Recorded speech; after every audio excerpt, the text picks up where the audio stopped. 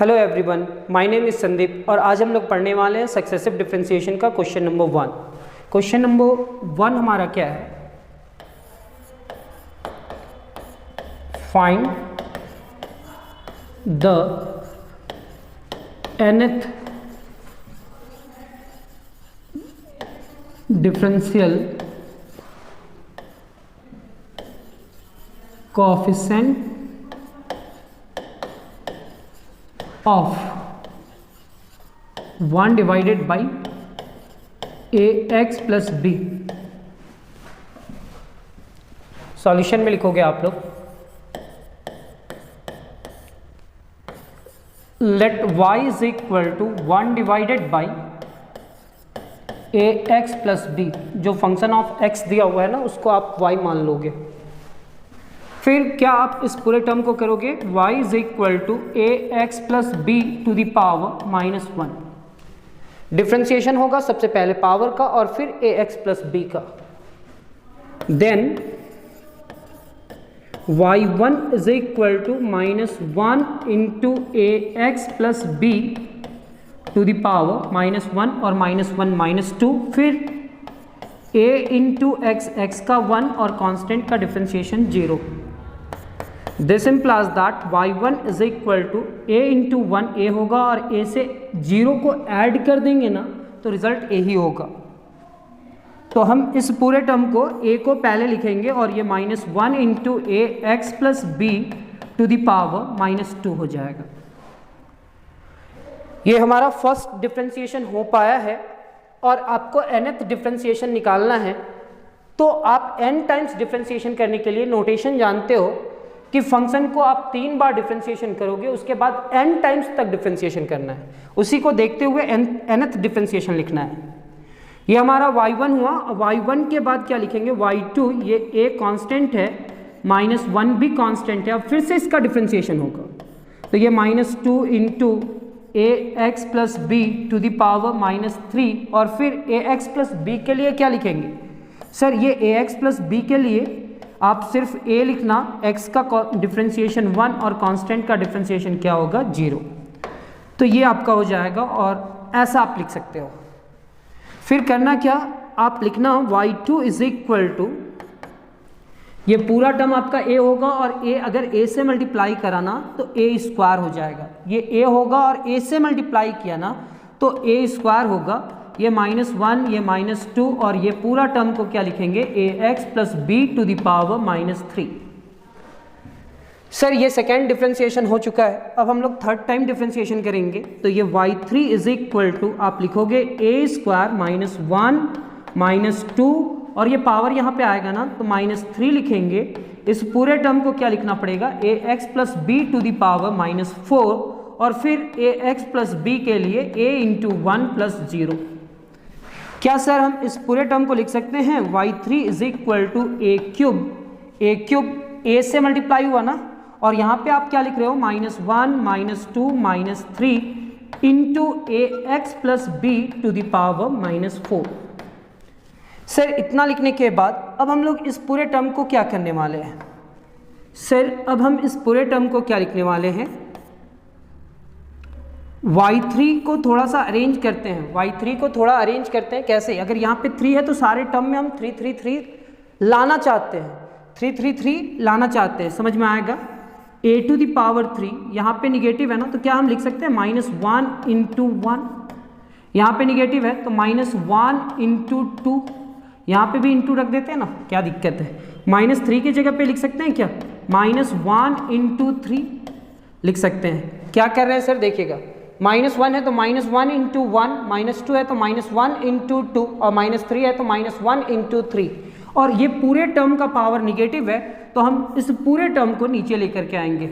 जब भी किसी का पावर निगेटिव रहा तो उसका स्टैंडर्ड फॉर्म क्या हुआ, उस निगेटिव पावर को पॉजिटिव करने के लिए आप डिवाइड में ले आना। हम ये रफ वर्क कर रहे हैं और इसको क्लीन कर देंगे। फिर हम लोग यहाँ पे क्या लिखेंगे, y3 is equal to a to the power 3, sir -1 and -1 यानी कि हम इस पूरे टर्म को लिख सकते हैं क्या, -1 का पावर 3 मल्टीप्लिकेशन में बेस सेम रहने से पावर ऐड होता है, तो -1 एंड -1, तो -1 टू द पावर 3। यहाँ पे बचा 1 2 3, तो क्या हम लिख सकते हैं 3 × 2 × 1 डिवाइडेड बाई, इस पूरे टर्म को लिखना है ax + b to the power 4 है ना, तो 3 + 1 लिख देंगे। सर इतना लिखने के बाद क्या हम इस पूरे टर्म को ऐसे लिख सकते हैं y3 = a to the power 3 - 1 to the power 3 factorial 3 divided by ax + b to the power 3 + 1। क्या लिखे sir 3 × 2 × 1 factorial 3।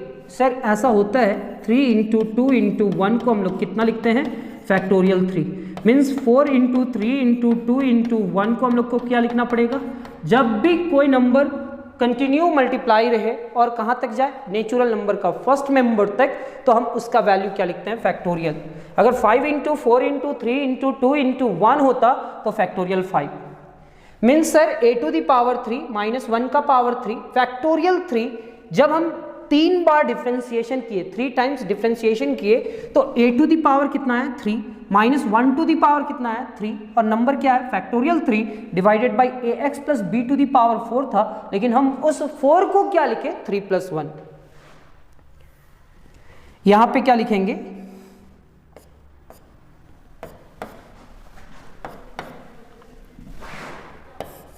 let us suppose that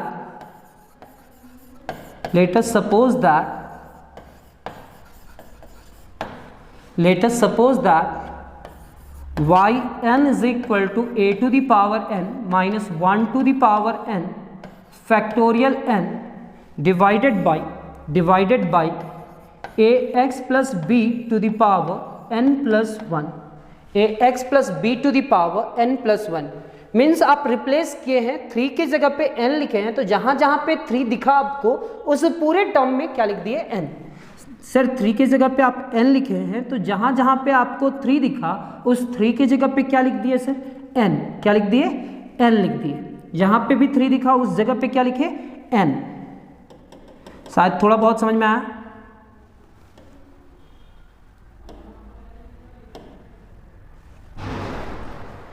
अब इतना लिखने के बाद अब हम लोग ये जो रिजल्ट आया है, क्या ये रिजल्ट सारे नेचुरल नंबर में सही है या नहीं, उसके लिए इस पूरे टर्म को एक बार फिर से डिफ्रेंसिएशन करेंगे। लेकिन डिफ्रेंसिएशन करने के लिए अरेंज करना पड़ता है, ये आप लोग को पता होगा। yn is equal to a to the power n minus 1 to the power n factorial n, और यहाँ पे क्या लिखेंगे सर इस पूरे टर्म को ऊपर आप लेकर के जाओ, तो यहाँ पे लिखेंगे ax plus b to the power minus n plus 1, क्योंकि अगर यहाँ पे एक ब्रैकेट दे दे तो ये पावर ऊपर जाएगा तो निगेटिव हो जाएगा। और सर इसको अरेंज क्यों किए, इसको फिर से एक बार डिफ्रेंसिएशन करना चाहते हैं। अब एक बार फिर से डिफ्रेंसिएशन करना चाहते हैं, तो अगर y रहता है तो y का डिफ्रेंसिएशन y1 होता है, y1 का डिफ्रेंसिएशन y2 होता है, y3 ऐसे डिफ्रेंसिएशन होता है ना। तो सर एक है कुछ भी नहीं है तो 1 आया, 1 है तो 2 आया, मतलब 2 को हम लोग लिख सकते हैं क्या 1 + 1, 2 है तो 3 आया, मतलब 2 + 1 आया क्या, मतलब हर बार एक नंबर ऐड हो जा रहा है। तो हम यहाँ पे डिफ्रेंसिएशन लिखेंगे, again differentiating both sides with respect to x, चाहे again differentiating both sides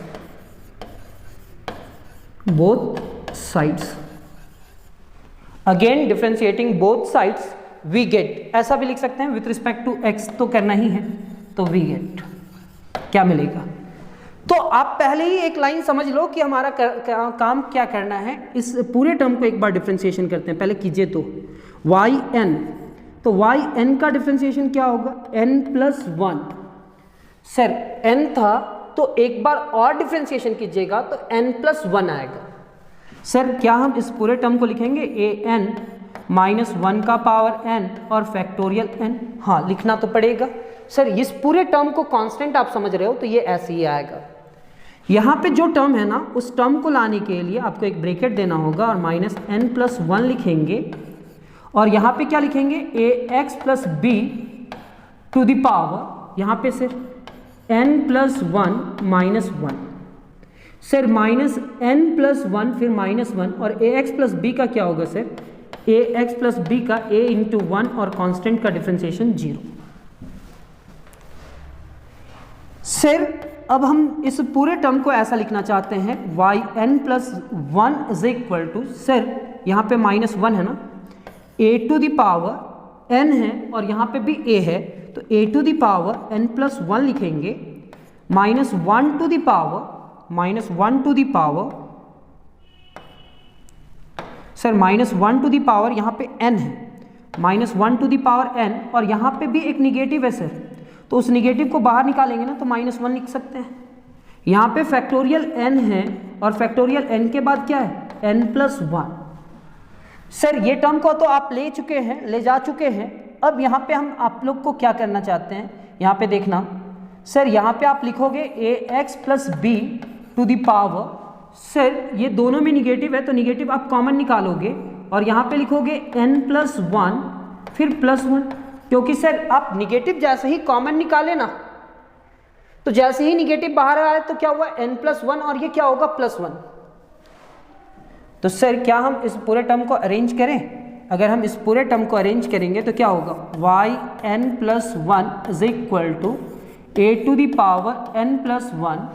sir minus one है और माइनस वन है, दोनों का बेस सेम है तो पावर ऐड होगा मल्टीप्लिकेशन में, तो minus one to the power क्या हुआ n प्लस वन। यहाँ पे फैक्टोरियल n है और ये n प्लस वन है, तो हम इस पूरे टर्म को लिख सकते हैं n प्लस वन का फैक्टोरियल। ऐसा क्यों, एक्सप्लेन किया जाएगा, चलिए एक्सप्लेन कर ही देते हैं। अगर फैक्टोरियल 4 के साथ आप मल्टीप्लाई करते हो 4 प्लस वन तो ये क्या हो जाएगा फैक्टोरियल 5, वो कैसे, अब बताओ। फैक्टोरियल 5 का मतलब क्या जानते हो, 5 इंटू 4 इंटू 3 इंटू 2 इंटू 1 जानते हैं। फैक्टोरियल 4 का मतलब क्या जानते हैं सर, 4 इंटू 3 इंटू 2 इंटू 1, और 4 प्लस 1 का मतलब क्या जानते हैं 5 उधर लिखिए चाहे इधर लिखिए, हम यही साइड लिख देते हैं ना। तो ये फैक्टोरियल 4 का मतलब और ये 5 है, तो 4 प्लस 1 ना, तो हम फैक्टोरियल 4 इंटू 4 प्लस 1 रहा तो हम इसको क्या लिख सकते हैं फैक्टोरियल 5, यानी कि फैक्टोरियल 4 के साथ उसका एक कंजुकेटिव टर्म्स छोड़िए हटाइए, फैक्टोरियल 4 के साथ 4 प्लस 1 मल्टीप्लाई करेगा तो फैक्टोरियल 5 होगा। मीन्स सर फैक्टोरियल 5 के साथ 5 प्लस 1 मल्टीप्लाई करेगा तो हम इसको फैक्टोरियल 6 लिख सकते हैं। हाँ कैसे, तो देखो ना, फैक्टोरियल 5 का मतलब 5 इंटू 4 इंटू 3 इंटू 2 इंटू 1, और यहाँ पे एक नंबर है ना 6, यानी कि क्या लिखा जाएगा फैक्टोरियल 6। ये कितने के बराबर होगा फैक्टोरियल 6। अब यहाँ पे देखना फैक्टोरियल n है और यहाँ पे क्या है n plus one, factorial n है और फिर क्या है n प्लस वन, तो हम इस पूरे टर्म को क्या लिख सकते हैं n प्लस वन का फैक्टोरियल। यहाँ पे फैक्टोरियल n और यहाँ पे n प्लस वन, ये दोनों को जब मल्टीप्लाई किया गया तो n प्लस वन का फैक्टोरियल हुआ, और इस पूरे टर्म को क्या लिखने वाले हैं divided by a x plus B to the power, negative बाहर आएगा नीचे आएगा तो पॉजिटिव होगा n प्लस वन और फिर प्लस वन। आप थोड़ा नोटिस करना, जो हमारा nth टर्म आया था वो nth टर्म किस टाइप का था, Y N is equal to A to the power n minus one to the power n का फैक्टोरियल, किसका फैक्टोरियल n का फैक्टोरियल डिवाइडेड बाई कितना A x plus B to the power n, ऐसा कुछ था n plus one. शायद Y N is equal to इतना ही आया था। अब देखो राइट साइड या लेफ्ट साइड में n के जगह पे क्या दिखाई दे रहा है आप सबको n प्लस वन। जैसे ही लेफ्ट साइड में n प्लस वन दिखाई दिया तो जहां जहां राइट साइड में n था, जहां जहां राइट साइड में n था, क्या वो सारे n प्लस वन में कन्वर्ट हुआ। सर देखते हैं, यहाँ पे देख लेते पहले, तो देखिए ना यहाँ पे n था, n प्लस वन आया क्या, कैसे आया वो आपको पता है। यहाँ पे n है, ये n प्लस वन आया क्या, हाँ पता है आ गया। यहाँ पे n प्लस वन का फैक्टोरियल आया क्या, हाँ आ गया। इस n के जगह पे n प्लस वन आया क्या, हाँ इस n के जगह पे भी n प्लस वन आया, और फिर प्लस वन भी है, और फिर प्लस वन भी है। यानी कि आप इसको एक बार जनरल टर्म में ट्रू करवाएं। क्या ट्रू करवाएं, कैसे ट्रू करवाएं सर, इसका nth टर्म ये था और ये सही है या गलत है, इसको चेक करने के लिए क्लास 11th में हम लोग PMI पढ़े थे, नहीं भी पढ़े तो कोई बात नहीं, हम लोग यहाँ पे सीखेंगे। जब भी आपको n belongs to natural number में ट्रू करना होता है तो आपको यहाँ पे principle of mathematical induction use करना होता है। जो आप nth डेरिवेटिव निकाले हो उस nth डेरिवेटिव को एक बार डिफरेंशिएट करते हो, और जब डिफरेंशिएट करते हो तो लेफ्ट साइड में जो आपका रिजल्ट होगा ना वो रिजल्ट में n+1 होगा। तो राइट साइड में जहां जहां पे भी n होगा उस राइट साइड में भी क्या होना चाहिए, n+1 होना चाहिए। क्या होना चाहिए, n+1। तो हम लोग देख लिए कि राइट साइड में जहां जहां n था उस n के जगह पे क्या है, n+1। अब एक दो लाइन लिखना है और ये रिजल्ट हमारा कंप्लीट हो जाएगा। इसको आप इक्वेशन 1 बोल देना, इसको इक्वेशन 1। ये हमारा रफ वर्क था।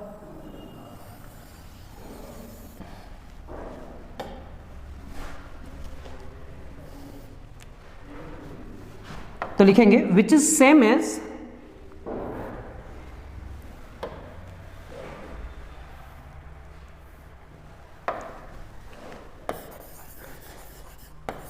which is same as equation 1, which is same as equation 1 and replaced by, which is same as equation 1 and replaced by, which is same as equation 1 and replaced by n+1। ये equation 1 के ही जैसा है, लेकिन n जहां जहां पे है उस n के जगह पे क्या हो गया, n+1, n+1। therefore by method of induction, by method of induction, therefore by method of induction it is true for all n, it is true for all n, it is true for all n। thus हम लोग क्या काम किए, लिखेंगे thus if y is equal to 1 divided by ax plus b, then yn is equal to a to the power n minus 1 to the power n factorial n divided by ax plus b to the power n plus 1। Sorry, हम लोग क्या देखें, y अगर हमारा इतना होगा तो हम उसका yn इतना लिखेंगे। इसका सेकेंड क्वेश्चन हमारा इसका सेकेंड वीडियो पे आएगा, और ये क्वेश्चन शायद आपको थोड़ा बहुत समझ में आया होगा। आप प्रैक्टिस करोगे आपको समझ में आ जाएगा। हमारा सेकेंड क्वेश्चन बहुत जल्द आप लोग को मिलेगा। Thank you.